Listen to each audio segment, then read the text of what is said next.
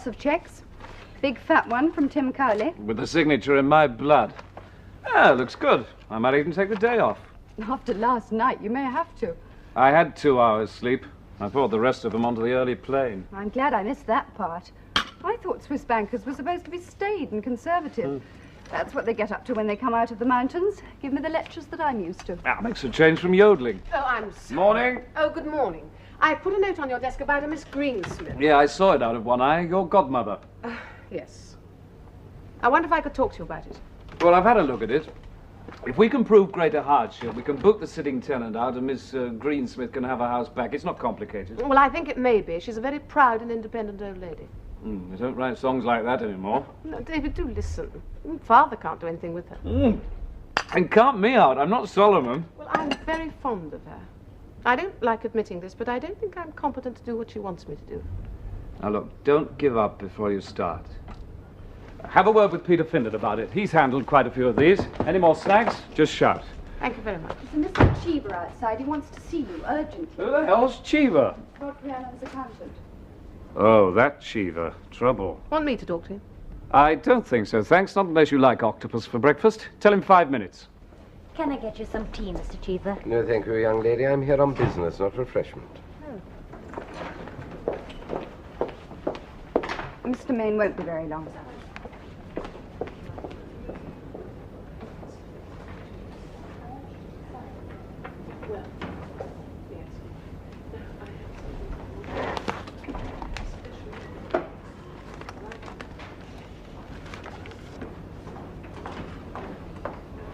Oh, my dear David, how very nice to see you again. Goodness, you're looking well. Well, I feel like Tutankhamun. Oh, well, you don't look it, my dear boy. I want to talk to you about Godfrey Allen. Yeah, I thought you might. Oh, have you seen him lately? No, thank God. The last job we did for him was when he bought his famous factory. Is he a millionaire yet? No, Godfrey is a very ambitious young man. You can't blame him for that. I blame him for the speed that deal got pushed through at. And you encouraged him. I wouldn't have bought a pair of socks in the time he wanted us to take over that transaction. Sometimes you have to act very quickly in business, and the law's a slow process. It's also a safe one. Look, I know what accountants think of solicitors, all stamp-licking and keep a beady eye on the commas. Oh, come along, David. You misunderstand me. I have the utmost respect for your profession. No, you should have. You tried to take on enough of his work. It's the modern world, efficiency, all-purpose office. Did Godfrey ever write you ending your association? Oh, yes, and a quibble about the bill. I see. Well, I'm very much obliged to you for giving me your time. Thank you very much indeed. So, tell me what it's about. Well, it's just a detail, a courtesy call on this.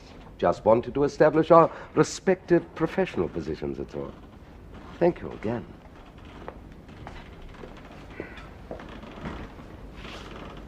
Yes. Peter, about a year ago, a client of ours called Godfrey Allen bought a controlling interest in an engineering firm called Zalko. I want you to drop everything, check on it. Easy. There's a piece in the Financial Times this morning. Well, it was here a few minutes ago. What did it say? There's an injunction against them. They've had to stop production. They're infringing an American patent. What's it got to do with us? I don't know. I wish I did. Well, there went my day off. Oh, Sarah, give me the stuff on Godfrey Allen and Zalko. All of it, that great pile in the basement. Yep, we did full surveys, planning for the area, land usage, the lot. And I paid for it. I won the whole bundle. 3 bundles. I may strip to the waist. Oh, I'll tell the caretaker. He can applaud. And me. Well, make some phone calls to our city friends, will you? See what we can dig up on Zalko. And ring the bank as well. Make it a formal status inquiry. Yeah, if you say so. But why? Instinct. I don't trust Allen or Cheever. Or courtesy calls. Sorry. Oh, there you are, Margaret. Are you ready? Oh, Aunt Alice. I've told Mr. Bristow we're coming. Oh, Aunt Alice, I'd like you to meet Peter Findon. I think we should talk to him first. Oh, I'm sure that won't be necessary. I'm sure you're a very capable young man. And my cousin Henry thinks very highly of your other young man, Mr. Maine. But I'd rather deal with Margaret. She understands. Come along, my dear. Chris, would you ring for a taxi for me, please? Now, you're not to be extravagant. There's a perfectly good bus service. It's a professional expense, Aunt Alice. Thank you. As one very capable young man to another, I'd say the last thing we need right now is a chunk of the Forsyth saga. Let's concentrate on Godfrey Allen and Zalko. What's the story on him? I handled Godfrey Allen's investments for 3 years. He thinks being greedy makes him a business genius. He thinks all he has to do is buy a Rolls with a telephone in it to make a fortune. He was one client I was glad to lose. Did you advise him to buy into Zalko? Yeah, not likely. I wouldn't have touched it with counterfeit money. I've taken legal advice on the position of Zalko, Godfrey, and as your accountant, I can only advise you to follow it. There's no doubt we are infringing American patent. Production must therefore stop or will be hammered for massive damages. This is the opinion of leading counsel. Now, the next step is to sell up and salvage all that we can before the news gets round. The bank's already told me they're putting in a receiver. You mean we're broke?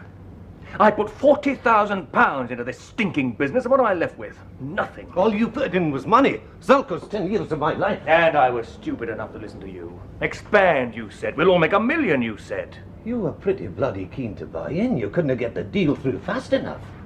You bought 60% of a good business for peanuts. I'm the mug. What have you done since? Company house, company car, company expense accounts. A day's work would kill you. Godfrey Allen, the big businessman. You couldn't have run a game of blow football, so you can keep quiet while we get this thing settled. Now look here. Gentlemen, please. Mr. Cheever. Yesterday we had a business worth £60,000. 40,000 of it mine. If we stop production now and the receiver is put in, I can satisfy the creditors. Then how much do we owe? At the worst, about 5,000. There are some personal guarantees. Nothing left for the shareholders, which means me. If we keep running, we'll extend our debts at the rate of £3,000 a week. I'll get back to the factory and close it. You do what you've got to do, Mr. Cheever. And if you hear of any good jobs for engineers, just let me know. I notice you're not consulting me. Why don't you stop thinking you're Donald Stokes and grow up?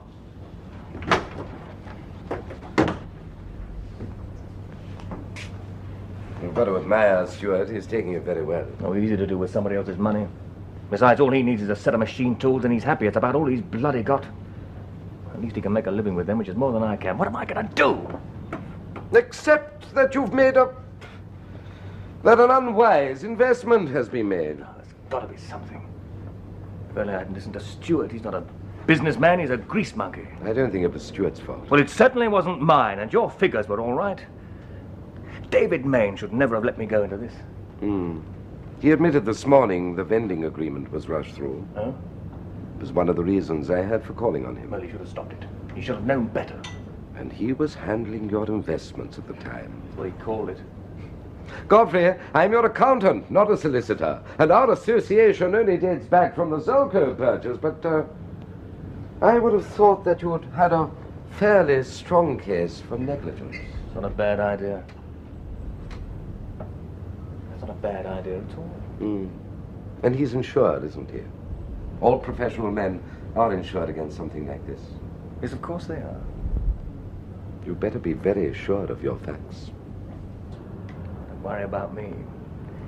I've been around long enough to get my facts straight. Speaking as a friend, I'd hate to see you lose that much money. Negligence. Yes, Main's always acted so bloody clever. Wait till he finds out I'm going to sue him for £40,000. Morning. Oh, good morning, Mr. Bristow. This is my goddaughter, Margaret. She's a solicitor. Is she now? We're here to see if we can reach some sort of a settlement. Miss Greensmith owns this house. And I've paid the rent regularly for 15 years. But there aren't any complaints about that. The point is that Miss Greensmith now needs the house to live in. Well, she can't have it, can she? We're good tenants. We've looked after the place. And I've done all my own decorating. I should think so. With a rent of 27 shillings a week, I certainly haven't got the money to do it. Nobody's ever asked you to do it. The point is that Miss Greensmith has nowhere to live. Well, I'm sorry about that. But if we move out, we won't have anywhere to live either, will we?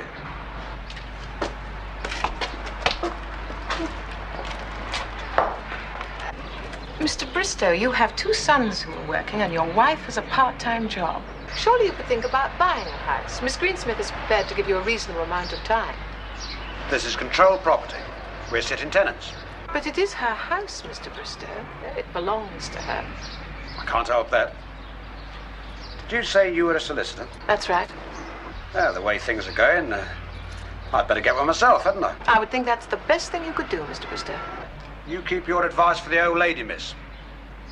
I'll look after myself. I shall go to law if I have to, Mr. Bristow. I'd rather not. But the laws were made for my protection. And mine. I know my rights.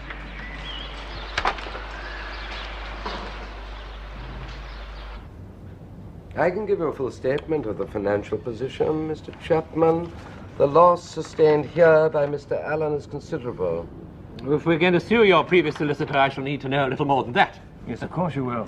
That's why I came to your firm. Solid, respectable, old-established solicitors. I've been bitten once by these bright boy lawyers. I don't intend to let it happen again. Nevertheless, a suit for negligence of this order is a very serious matter indeed. Now, you say that David Main was retained by you to give investment advice for a period of 3 years. That's right.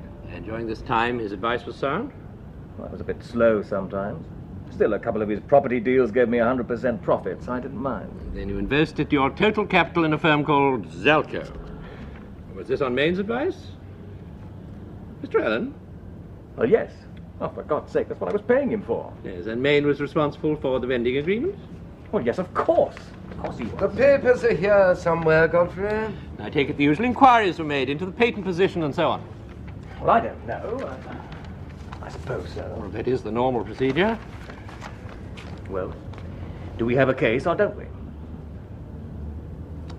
It would seem so. Well, then why don't you ring up Main and tell him?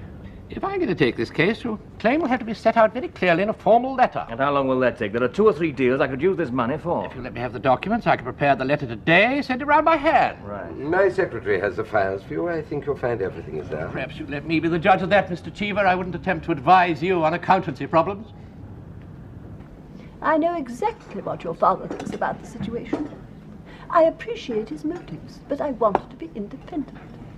I have £1,100 in a building society, and my rents from 3 houses come to £4 1 shilling a week. There are a good many people a great deal worse off. And it's costing you £13 a week for an attic room in a run-down hotel. That's only temporary. As soon as I get into my own house, I shall be able to budget properly. If you get into your own house. I have complete faith in English justice. Surely any judge who isn't blind can see I'm entitled to live there. That's why my father bought the houses in 1918, to provide security for his daughter. I must say, this is quite a treat. Do you think I could have one of those little cakes? Yes, of course you can.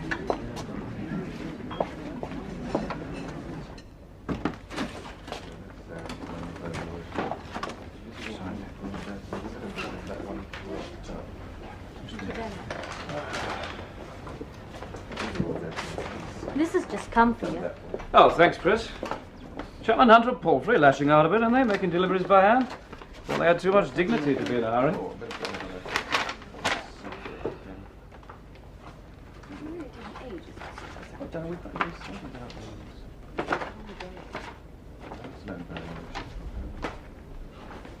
Get me Mr. Chapman. Yes, Mr. Main. Alan didn't even bother to look at most of it. Hurry up, Chris. Mr. Chapman, please. David Main for you, sir. Chapman, David Main. I've just received a letter from you. It's either a practical joke or you're insane. What? Well, on this one, Chapman, you better do more than think. You better be very, very sure.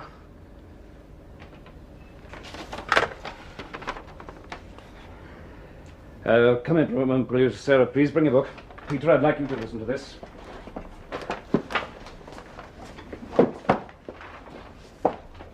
I want you to write to our insurance company. Robin Zapus is the man. Dear Robin, I'm bound by the terms of my policy to inform you that a claim has been made upon this practice, alleging professional negligence. I have been asked to admit liability to the sum of £40,000 and to indemnify a Mr. Godfrey Allen in respect of this amount. Failure to comply with this will result in proceedings being taken. Paragraph. I have no intention of making such an admission or invoking the terms of my policy. I intend to contest this allegation with every means of my disposal. Well, I could understand this if it came from someone like Gilbert Elmond. But Chapman's dead straight. Rule 1. A solicitor acts on what his client tells him. Godfrey Allen swears he bought Zalko on my advice, which makes Godfrey Allen a greedy, vicious liar. Well, all we've got to do is prove it. I'll prove it. I'll break Allen. I'd do it if I'll wreck this office in that process.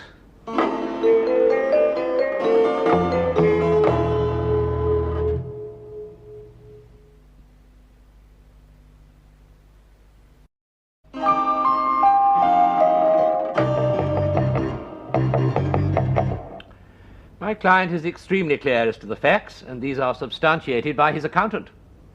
Let me tell you about your client. 5 years ago, he inherited £100,000. After 2 years and a mistaken belief in his own financial expertise, this sum was reduced to £20,000. Over 3 years, and acting on my advice, he doubled this sum, and then he invested the entire £40,000 into Zalko. Was this on your advice? No, categorically. My client claims otherwise. He says that you recommended the transaction. Then your client is lying. Do you admit that the vending agreement was, to say the least, rushed? On your client's insistence, I made 4 telephone calls trying to talk him out of it. I find that extremely interesting in view of what my client says.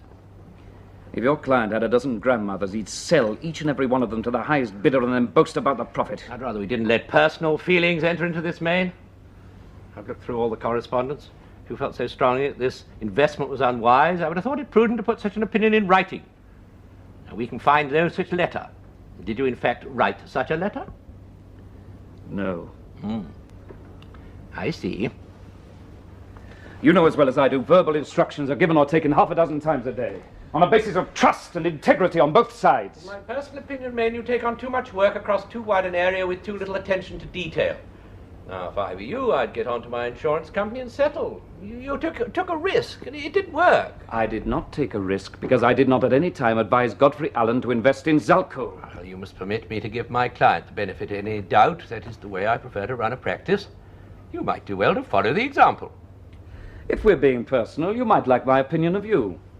Solicitors of your stripe should be stuffed and put on display as an example of how the law worked 50 years ago. I find that offensive and unnecessary. That's precisely how I find your advice on how to run my practice. Your client, Godfrey Allen, is not only a liar, but a vicious liar. You're dealing here with deceit, stupidity, and greed, and you're condoning all three. I don't see any point in continuing this type of conversation. I intend to fight this case, and I intend to win. I expect there to be blood all over the courtroom, and I assure you it'll be Godfrey Allen's, not mine. Good day, Mr. Chapman. Go.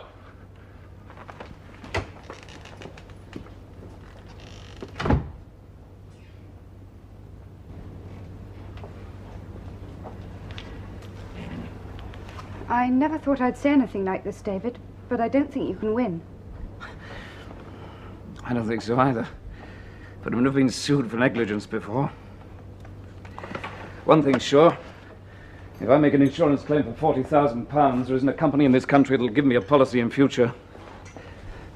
Once it gets round, I've been sued for lousy advice. The stampede of my clients looking for other solicitors will stop the traffic for a week. You saw Chapman. I'm on the high wire, and I know it. Just half this profession is itching for me to fall off onto my skull.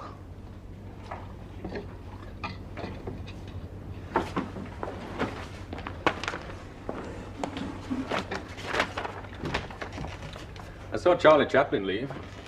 Looked as if his socks were on fire. Yeah, well, I was rude to him. It didn't do any good, but it made me feel better. Well, here's the recent stuff on Zalko. 2 production buildings, small office block, automatic processes, labor force of about 23. Never heard of the address. Yeah, it's stuck with the road end somewhere in the West Country. As an industrial site, worthless. Acres of scrubland, miles from anywhere. Any housing value? 2 applications for planning consent, both turned down. It's on alluvial land. Still subject to flooding. There's a river 2 miles away. So? It's just a thought and a phone call to a civil engineer. Well, it's your sixpence. What are the balance sheets like? Now, Chapman showed me the figures. Shares are worthless. Zalko owes about £5,000. White elephants will now form a queue on the right. Thanks a lot, Peter. Oh, look here, David. Why don't you settle? We can clean up the mess afterwards. They're going to nail down the lid and bury you. Yeah, well, don't order the flowers just yet. Let's go down to Zalko and have a look. Why? Because I can't think of anything else. There might be something. Well, if you say so. But what about Margaret and her little old lady? No, come on, Peter. First things first. No, you're right. She's just beginning to trust us. You, put your flimsy nightdress in a carrier bag. We're off to the West Country. You're going to have to fend everybody off, Peter. If there are any panics, phone Sidney. Come back off his flower show holiday. I'll see you at the house at about 2. I feel like a garrison commander in one of those Foreign Legion outposts, waiting for the Bedouin to come and slit my throat. You don't think David can do anything? He hasn't got a prayer.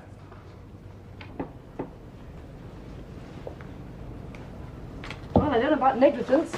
You're certainly starting to look neglected. Yes, Jeeves. No, I mean it. You'll get nowhere looking scruffy, you know. Provided I nail that bastard Godfrey Allen, I don't mind if I got a beard under my feet.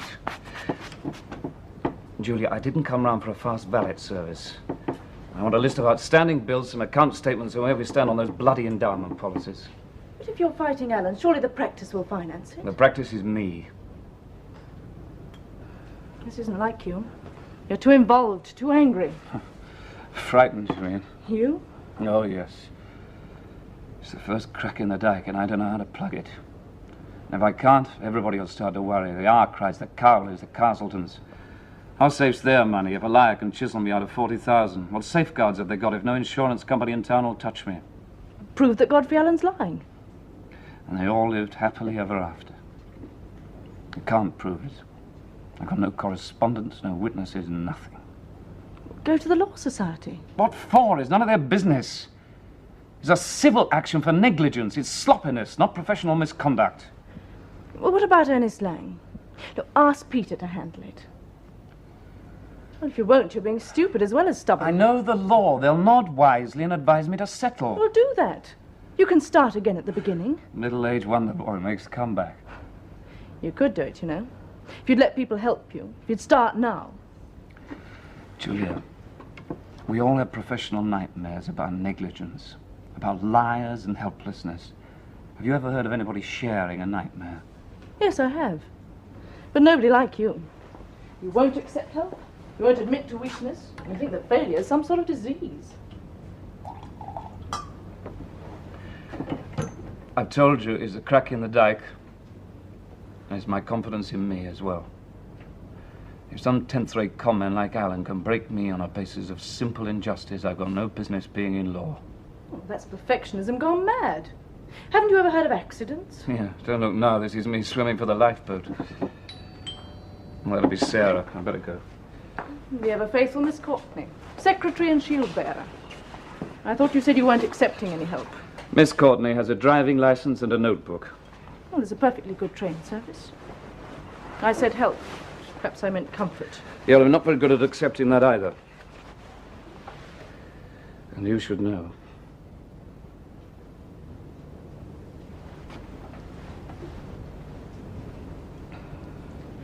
I hope you both have a very successful journey. Thanks. We've served Bristow with a notice to quit. That was 5 weeks ago. Our next step is to issue a summons. Will that cost a lot of money? Oh, I don't think you need to worry about that. Oh, but I must. I don't want to go in for anything I can't pay for. It won't be for very much, Miss Greensmith. I shall have to go to court. I don't think I like that. Oh, it's not really so very terrifying. It's a bit like being back at school. Hard seats, important voices, the occasional stern look. I'll come along and hold your hand. Really? Young man.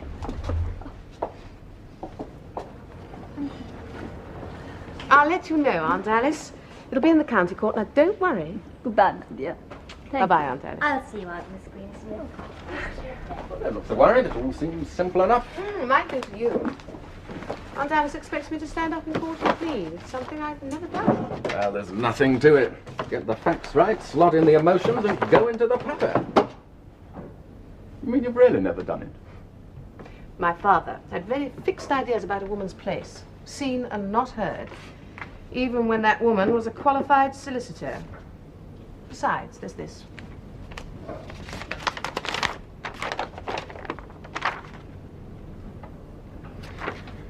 Come on, I'll buy some of David's private drink. Well, if Chapman won't hurry it up, I'll find one of these legal boys who will. I don't like to think of good money just sitting there doing nothing. If you're thinking of that property deal in Glasgow, they'll wait for a week or so. No. Hit him now while we've got the chance. That's what happened when you bought into Zalko. Well, it worked, didn't it? The way things were then, Stuart could have raised the money anywhere, so I got in quickly and got a fat piece of the action.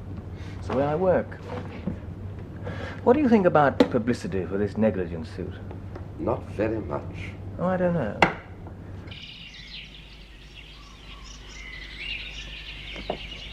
Why the hell anyone would want to put a factory at the backside of beyond escapes me. It's not even a crafty peasant we can ask.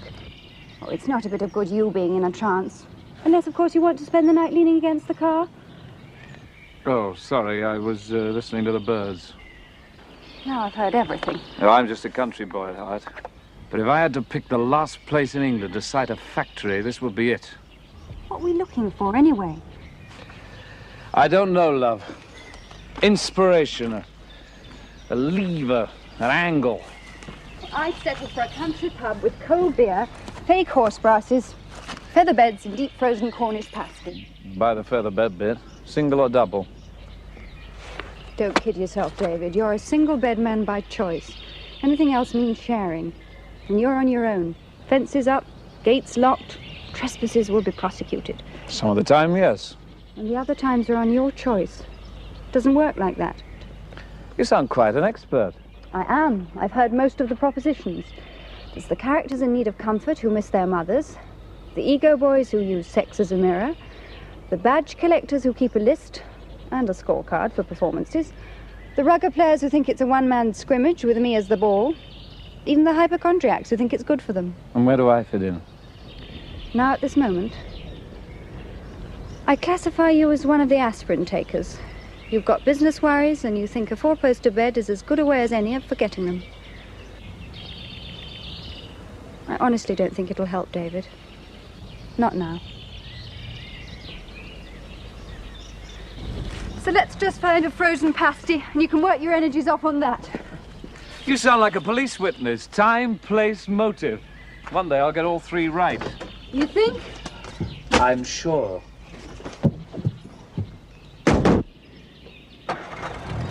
You Tarzan, me Jane. I don't see why your father should forbid you to carry on with the Greensmith case. Doesn't make sense. 2 reasons. He doesn't think I'm competent to handle it, and it offends his sense of family responsibility. Well, he's written to Aunt Alice as good as told her to come back to Leeds. Goodness knows the house is big enough she can look after him. Sounds reasonable. Yes, it would to a man. Now, Aunt Alice has been a nurse companion for something like 30 years. Well, she's a bit sick of looking after other people. All she wants is a little independence, somewhere where she can please herself. She won't have the money, will she? Oh, she'd manage. No, the money wouldn't worry her. Any more than it would worry me. She's entitled to her own life. I'd like to help her to get it. Fighting your own battles? By proxy? It's a fair assessment. Well, it's nothing to do with me. But I don't think it'll work. You sound very sure of that. I am. Hell, I'm living proof of it.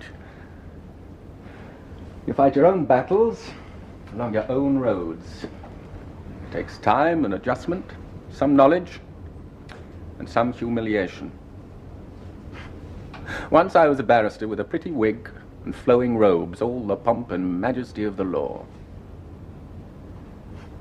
Now, I'm an articled clerk whose expensive tastes are paid for by his wife. Grit your teeth and soldier. In 5 years' time, I'll be where David Main is now. Long time. That's what I mean. You're in the same boat. Oh, don't worry about the patter for Miss Greensmith. I'll knock you out a plea that'll make you sound like Norman Burke. As a soprano, of course.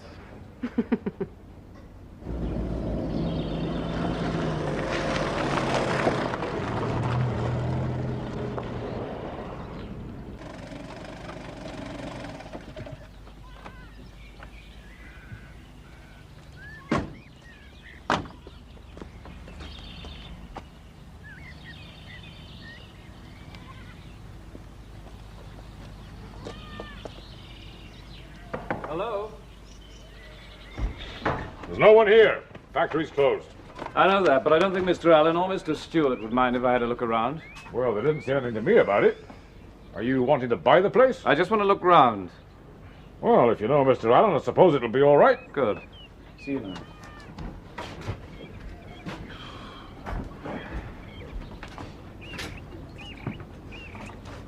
Have you worked here long? 5 years. Used to do maintenance. I reckon it's all Allen's fault. Big ideas and don't get your hands dirty.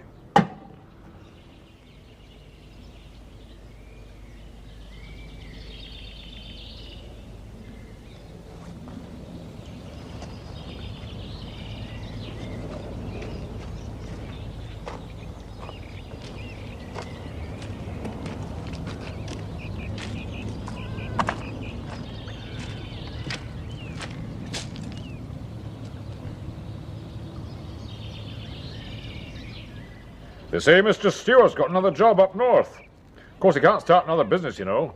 Not now he's broke. That receiver chap's paying my wages. You must get pretty fed up just sitting here. Oh, it's better than the dole. Well, if you've got an hour, we could arrange a little private enterprise. I want somebody to dig a few holes. Oh, I don't think I can do that. $5?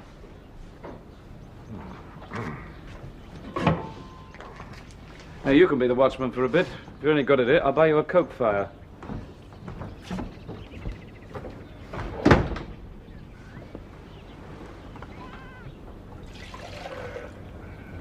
I'm aware of the urgency of your business affairs, Mr. Allen, but I must remind you that the law is not an urgent process. I wouldn't put it past Maine to fight a delaying action. In this case, he'd be wasting his own valuable time. I'm reasonably confident of the outcome. I have full statements from yourself and Mr. Allen. As far as I can see, the rest is a formality.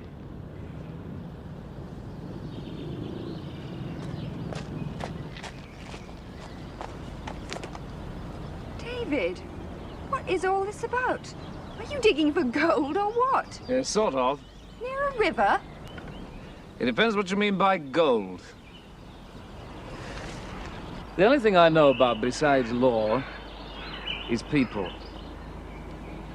And one of the things that I love about greedy people is the limited outlook.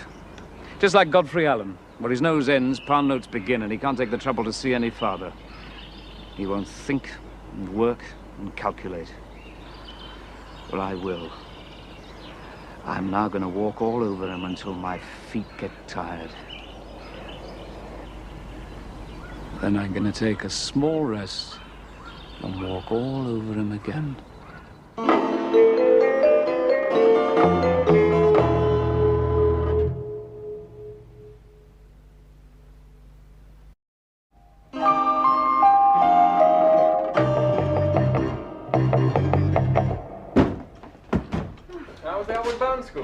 Don't worry, you'll get your chance. Oh, Chapman telephone. Yes? If we aren't prepared to make a settlement with Allen, either us or the insurance company is going to send papers down to council. That's a lot of hurry for Chapman. Perhaps he's just trying to prove he isn't stuffed. Anyway, how's the trip? Any good? It depends. If you like gambling, very good indeed. If not, you better take a sedative. We're going to buy Zalko. You must be lightheaded from all that fresh air. Buy Zalko? Just as cheaply as we can. You remember that company we set up with the peculiar initials? Oh, you mean IOL, the original shell job? That's it. As I remember, I'm not a director. Coffee, sir. If I am, get a letter written. I'm resigning now.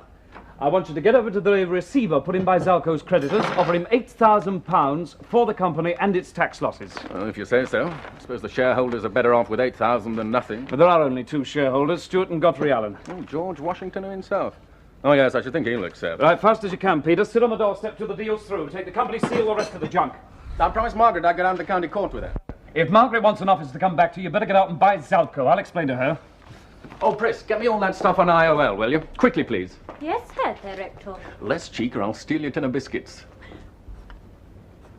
As long as I've known you, you've had a 100% record of knowing what you're doing. Yes, I know. A mixture of luck and low cunning. I do hope you're sure on this one. I'd better be, because I want you to get out of the country life gear, go down to my bank. Now, Basil Henry's the man to see. You're going to be sweet and charming and earnest, and you're going to raise £13,000. On what? My house in Chelsea.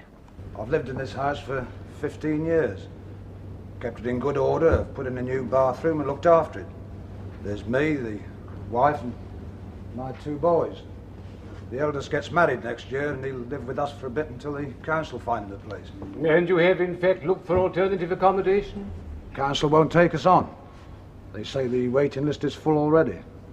Besides, the rents they charge are getting a bit steep. And you know as well as I do, There aren't many houses to rent these days. You should have seen the place I'm in when I took it over. Mr. Bristow, have you thought of buying a property in the area? Oh, we did once, yes, but I can't afford the sort of prices they're asking now. I would be interested in a statement of your means and income, Mr. Bristow. I presume both your sons are working? That's right, Your Honour, both in good jobs. Do Mr. Bristow now produce a statement of means?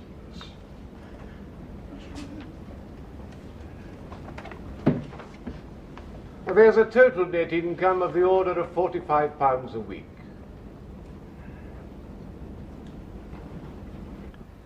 Yeah, Richard, I know you can't give me an answer right away, but I've sent the surveys to you. I've been round the area. It has to be all right. What? No, there's no planning problems. There's a factory there. It's site zoned for industrial use. Just give me the going rate. Yes, I know you have to be careful. I see. Yes, if the deposits are any good. So I can work to a figure of 100,000. Fine, Richard. Yes, I'll let you have first offer. Bye. How was Basil? Did he swoon? Did he press the money on you in used £1 notes? Basil has said that the bank can't accept your house as security. Well, why not? Well, it's worth about 30,000. Well, this is what I don't understand. He said for the last 3 months there's been a Class F caution on it. Oh, no, she wouldn't do that. Not to me.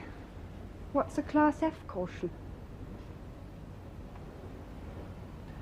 It's something a wife uses if there's likely to be a dispute over the matrimonial home. She puts a Class F caution into the registry, which means that anybody who buys the property or lends money onto it is lumbered with her in possession. Which gives me a house worth 30,000 with about as much collateral value as an old jam jar. All right, Sarah. Thanks anyway. I'll handle it.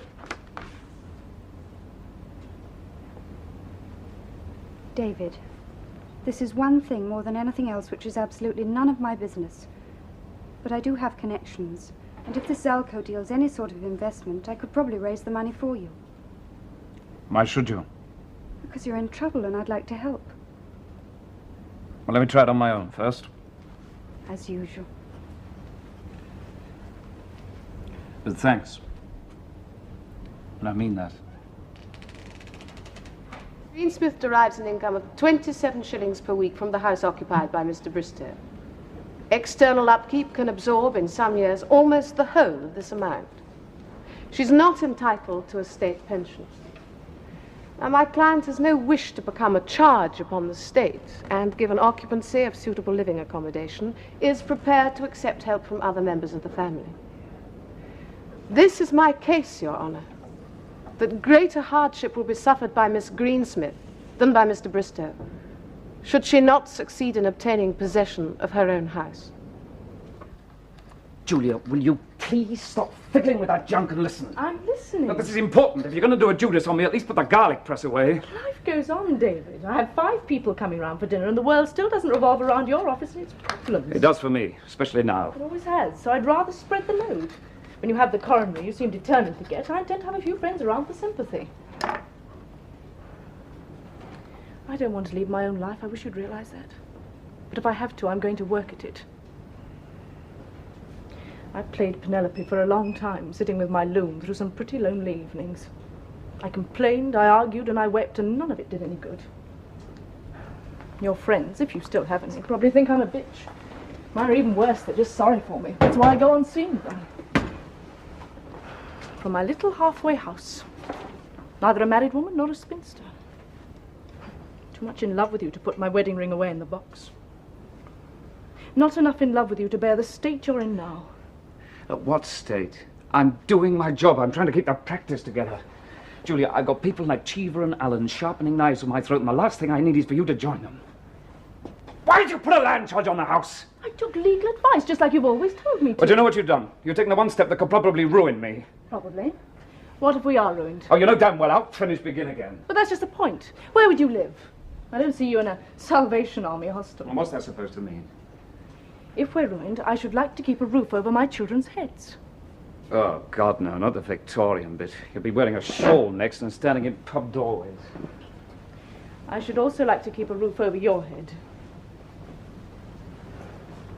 I remember how you worked for this place. I remember how you looked the day we bought it. Grey and skinny and tired out of your mind. Proud of yourself. It's the first big thing you wanted, and I remember what it cost you. I won't let you throw it away now. I'm not being spiteful. It's a roof over your head as well.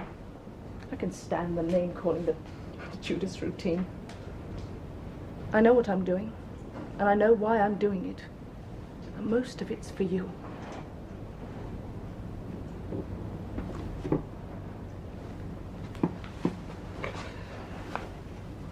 Sorry, love. I need the money. I'm in a panic. All you have to do is say. All you have to do is ask.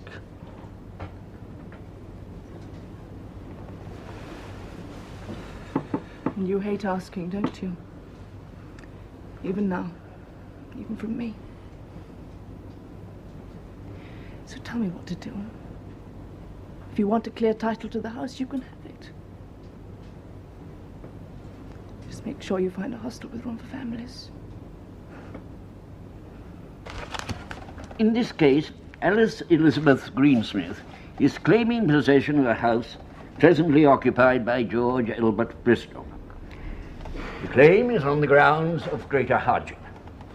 Now, the property is at present occupied by 4 adults, and the tenant has shown to my satisfaction that no alternative accommodation is available, either in regard to necessary proximity to the place of work or to similar rental.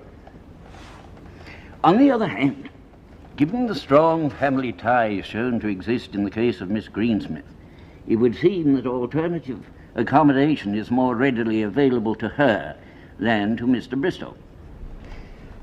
I have the greatest possible sympathy for Miss Greensmith in this case. My sympathy is deepened by the disparity between the income received from this property and the intrinsic value of the house. Nevertheless, I feel in this case a greater hardship would be caused to Mr. Bristow by granting an order for possession than would be caused to Miss Greensmith by refusing to grant it. I repeat, I have the greatest possible sympathy for the plaintiff in this action, but I do not make the laws of this country, especially in respect of housing legislation. No, my task is merely to interpret and apply those laws. Having paid great attention to all the evidence called before me, I cannot find for the plaintiff. There will be judgment for the defendant, George Elbert Bristow. No order as to costs. I'm sorry. Oh, Alice. You did your best, my dear. You're not to get upset. The quicker we sign these, the better. Letters of resignation from you and Stewart. The share transfer.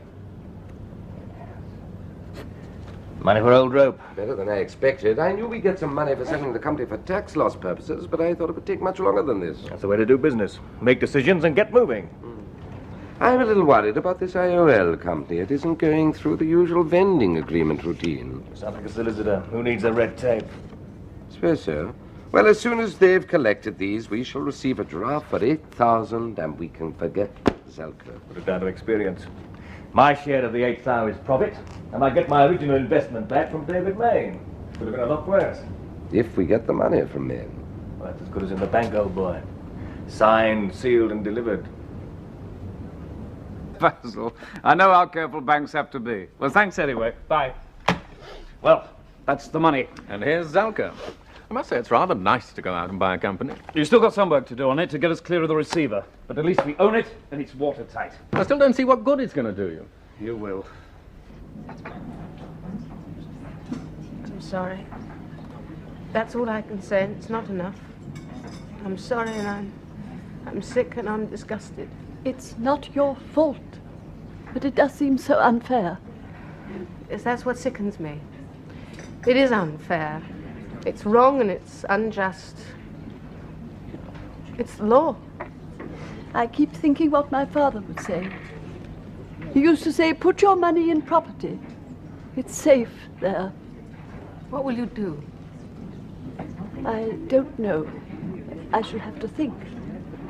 I'd like to help, financially, I mean. My dear, thank you. I know you mean well, but I'd rather not. You have your own life. I think I shall probably write to your father. If he still wants me to go to Leeds, I shall go. But do you want to? I don't have any choice. All I wanted was a little place of my own. I thought I'd have a cat. I've always been very fond of cats. I wanted to be on my own, and now I won't be. For 30 years I've been at someone else's beck and call. Surely that's enough.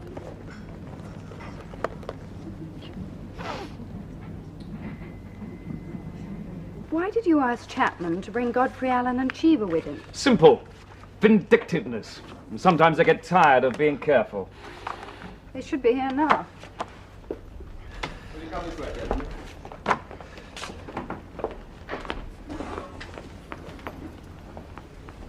I'd like you to stay, Peter. The last conversation I had with Mr. Allen needed a few witnesses. I find this whole meeting most irregular, Maine. I would ask you not to be offensive as well. I get a little tired of playing legal patacake, Chapman, so let's both give it a rest. Give him the writ.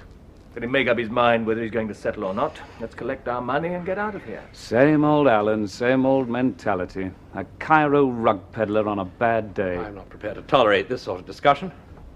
I'm instructed by my client, Mr. Allen, to make formal service of this writ, claiming damages for professional negligence on your part. Your client couldn't give instructions of a tin of cat food, much less a case for negligence. I don't bluff me, Maine. I put £40,000 into Zalko on your advice, and the company's just gone broke. Now, if that's not negligence, I don't know what is. I believe you just sold your shares in it. For a tax loss. Peanuts. The company's worthless. Well, I've news for you two financial tapeworms. Let it sink in and then choke on it. The shares which you have just sold in Zalko are worth something like £100,000. Don't kid me, Maine. I've forgotten more about business than you'll ever know. Just a minute, Godfrey. Maine, I presume you have grounds for this preposterous statement. I usually have. Share certificate showing the transfer of Zalko ownership to a firm called IOL. Confirmation that the Zalko site is exploitable for industrial use. That's impossible.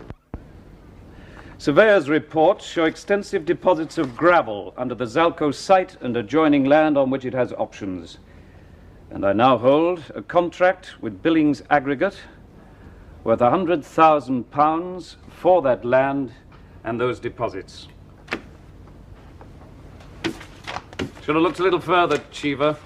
Taking your eye off the fast buck for a minute. I don't believe you. Ask your solicitor to check the documents. I'm sure he passed the Law Society exams. This code of professional good manners you seem to have entirely forgotten. Courtesy on these two barrow boys, I wouldn't waste the breath. As the facts as stated appear to be correct. That doesn't make any difference. I still lost money. Indeed you did. I'm singing and dancing about it. And I can still sue you for negligence. How? The company you used to own is now worth twice what you paid for it. You call that negligence? I presume that you instigated this transaction, Maine? Oh, yes. Very And definitely. I take the most serious possible view of what you've told me. I would say that your conduct calls for most stringent investigation by the Law Society. Who will laugh at you? I took a normal commercial risk. At least you won't deny there has been gross negligence in this case. You may be right, but not on my part. Do you want some free advice? If I were you, and acting for Allen, which thank God I'm not on both counts, I'd dig around and find out who was really responsible for professional advice in this deal. And for my money, it's Cheever. I was responsible only for the figures. And the speed. Shouldn't have come to see me, you know. People like you always have a motive, either greed or self-preservation. Stick to accountancy, leave the law alone. And don't start to cheer up yet. He won't have put anything in writing either. You are still avoiding, shiftily in my opinion, another highly important issue, which is gross professional misconduct on your part. Now, you bought Zalko on information provided by a client. Allen is an ex-client, loud and dissatisfied in writing, and Zalko was investigated in my time at my expense. Well, I still find it most irregular. I'm sure you do. It's also very legal. And you would find Big Ben irregular if it didn't synchronize with your own office clock. Do you know what I enjoy most about this, Allen? A nice natural justice. If you come to me when Zalko ran into trouble, I'd have had to sort it out for you and you'd have made a profit. But no, you had to take a large chisel and start trying to use it. So now you can go away and bleed, and I can sit back and count your money. And I think I'll take the rest of the day off.